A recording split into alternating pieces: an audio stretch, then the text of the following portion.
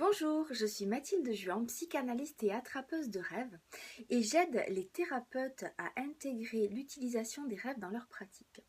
Alors quand on est thérapeute, c'est peut-être votre cas, notre cabinet est un espace privilégié pour accueillir les rêves des personnes que l'on reçoit, qui spontanément viennent déposer le contenu de leurs souvenirs oniriques. Et parfois, ça peut être difficile de savoir quoi en faire. Les écouter, oui, les interpréter, pourquoi pas, mais ensuite, qu'est-ce qu'on en fait? Qu'est-ce qu'on fait du contenu que l'on a identifié, qui a pu remonter et qui a pu être verbalisé? Et on peut vraiment se demander comment les rêves peuvent-ils se mettre au service de la thérapie? Alors, il y a un moment vraiment particulier dans la thérapie et l'utilisation des rêves en thérapie, c'est le début de la thérapie. C'est vraiment pour moi le moment où il faut oser avancer des choses, mais avec beaucoup de prudence, parce que si on va trop vite dans l'interprétation des rêves, on risque de renvoyer des contenus qui ne sont pas mûrs pour être intégrés et qui risquent de défracter, on va dire, les défenses et de desservir la thérapie plutôt que de se mettre à son service. Donc c'est pour traiter de ce thème-là, des rêves en début de thérapie, que j'ai mis en place une formation d'une journée, le 8 février prochain, au cours de laquelle je vais vous transmettre les bases pour utiliser les rêves en début de thérapie, comment on peut les entendre tout en respectant le rythme de nos patients et de nos clients. Alors les rêves de début de thérapie, c'est avant tout une formidable occasion, à mon sens, de mettre en place l'alliance thérapeutique.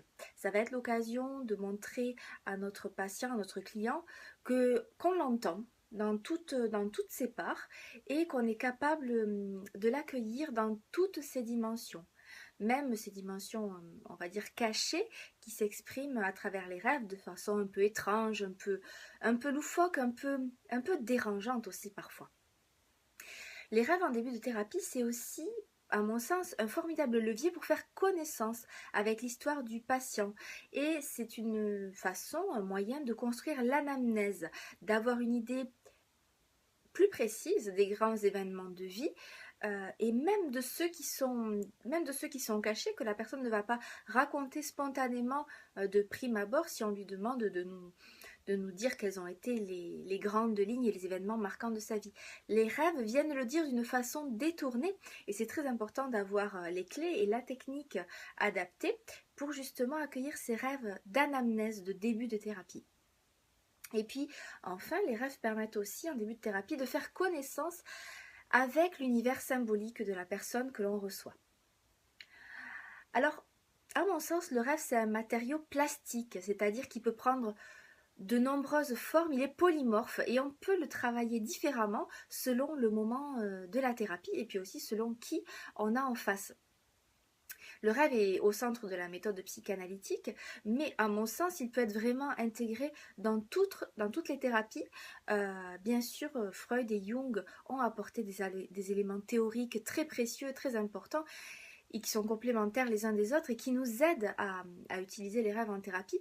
Mais d'après moi, ça dépasse largement le cadre de la psychanalyse et tous les thérapeutes peuvent intégrer les rêves dans leur pratique en trouvant une interface avec leur outil. Alors plus récemment, on a aussi bénéficié des éclairages des neurosciences qui ont amené énormément d'éléments au sujet du rêve et de sa fonction qui permet aussi de développer de nouveaux axes thérapeutiques. Alors pour ma part, je me nourris de toutes ces approches pour affiner ma pratique des rêves au quotidien avec mes patients. Je me situe vraiment dans une approche intégrative et c'est depuis cette expérience-là que j'aimerais vous transmettre ce que j'ai compris des rêves en début de thérapie lors de cette journée de formation. Alors, pendant cette journée-là, nous allons aborder plusieurs points clés en lien avec les rêves en début de thérapie et notamment le pourquoi. Pourquoi c'est intéressant de s'intéresser aux rêves en début de thérapie. Je vous ai déjà donné quelques éléments tout à l'heure, mais aussi quelles compétences en tant que thérapeute nous pouvons mettre en œuvre pour travailler avec les rêves. Parce que utiliser les rêves, ça demande quand même une position assez spéciale qu'il est intéressant d'approfondir et de travailler. je vous expliquerai aussi comment encourager la production onirique. Et est-ce qu'il faut encourager la production onirique? C'est déjà une question en soi. Quel piège il vaut mieux éviter en début de thérapie quand on est face à des rêves? Ensuite, je vous donnerai aussi des éléments théoriques sur les mécanismes fondamentaux du rêve. Alors Freud a écrit beaucoup de choses, il y en a certaines qui sont obsolètes, mais ce qui est encore reconnu et juste, c'est son analyse du travail du rêve, c'est-à-dire comment le rêve fonctionne pour nous faire passer ces messages. Et c'est ces éléments-là que je vais partager avec vous de façon simple et assez succincte, mais c'est essentiel d'après moi d'avoir ces bases-là. Ensuite, je vous donnerai une question, ma botte secrète, qui permet d'exploiter un rêve en toutes circonstances, que ce soit en début, en fin, en milieu de thérapie, peu importe. Et on fera d'ailleurs un exercice d'application là-dessus, puisque c'est ça aussi l'objet de cette formation. C'est absolument pas une formation qui va être uniquement théorique. Il va y avoir beaucoup de pratiques pour que vous puissiez intégrer et vivre faire vivre ces outils que je vais vous transmettre. Ensuite, on s'intéressera à la fonction exploratoire du rêve, c'est-à-dire comment nourrir l'anamnèse, comment construire la biographie du patient avec lui et comment consolider l'alliance thérapeutique grâce au rêve. On fera un exercice en groupe et en binôme à ce sujet-là pour apprendre comment décrocher des grappes de souvenirs à partir d'un rêve. Si ça vous semble mystérieux, ne vous inquiétez pas, je vous expliquerai exactement en quoi ça consiste. Et puis enfin, nous terminerons avec une approche qui me tient vraiment à cœur, c'est l'approche fractale du rêve. Alors les fractales, vous savez peut-être ce que c'est.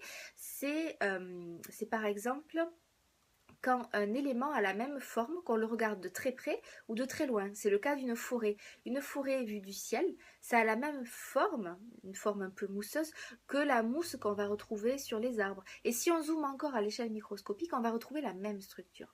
L'approche fractale, c'est ça. C'est le tout petit contient le tout. Et c'est exactement ce qui se passe avec les rêves, et notamment avec les rêves récurrents et les rêves d'enfance.